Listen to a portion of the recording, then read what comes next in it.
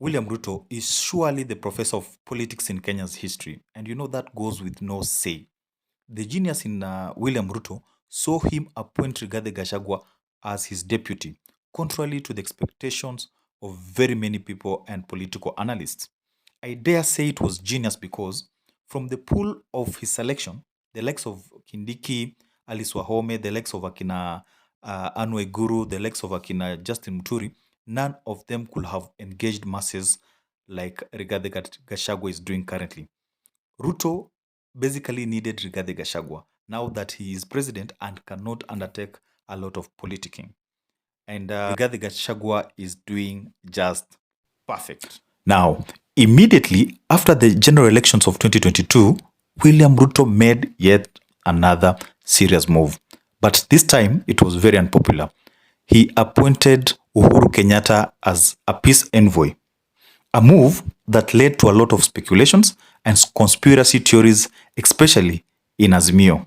Even some MPs like Babu Wino started accusing Uhuru Kenyatta for a long con. They started saying that Uhuru Kenyatta conned Raila Amolo Odinga. Just take a look. Uhuru is our chairman in Azimio. But for me to say that it's a long con, it means that I've thought over it, I've thought through it, and I've made a conclusion that we were conned. The other day you posted ukasema the president almeharibu hesabu yako. What was the hesabu? What was the hesabu? Sasa ningekuwa waziri wa education bwana. So now I would have been a cabinet secretary for education. Unknown to many, William Ruto alikuwa ashaanza kuwapanga. By appointing Uhuru Kenyatta as a peace envoy, he had already started dismembering the opposition. Now, you see, without Uhuru Kenyatta and the resources that he controls, Azimio is good as dead.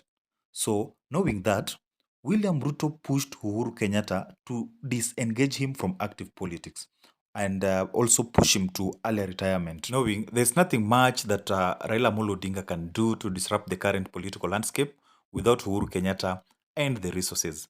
Now, before we look into how William Ruto is dealing with this issue of Mandamano and the opposition politics, just take 1 minute or less to subscribe to this channel so that when we do another video like this, YouTube will automatically notify you. Now, Raila Amolo Odinga started engaging the public in Kamkunji, then proceeded to Jacaranda the other day. He is also planning to move across the country, seeking what he's calling electoral justice. I think personally he's coming late in the day and nobody's going to take him very serious because you see, this is appearing like an afterthought. But what I know, Raila Amolo Odinga wants to amount political pressure on President William Ruto so that he can stop probing what happened during the elections time, especially what happened at Bomas and the Cherera 4 altogether, and also to protect Uhuru Kenyatta. But responding to Raila Amolo Odinga, William Ruto has pulled a very serious political move. By claiming that Uhuru Kenyatta is sponsoring this as mere rallies, it makes Raila Amolo Odinga look like a puppet. And you know, this is not sinking well with Raila Amolo Odinga's supporters because they feel like Uhuru Kenyatta sold them, a false hope that he was going to deliver Mount Kenya votes for him and that he was not going to hand over power to William Ruto and the whole issues around deep state. You see, now these things don't sit well with the Azimio supporters.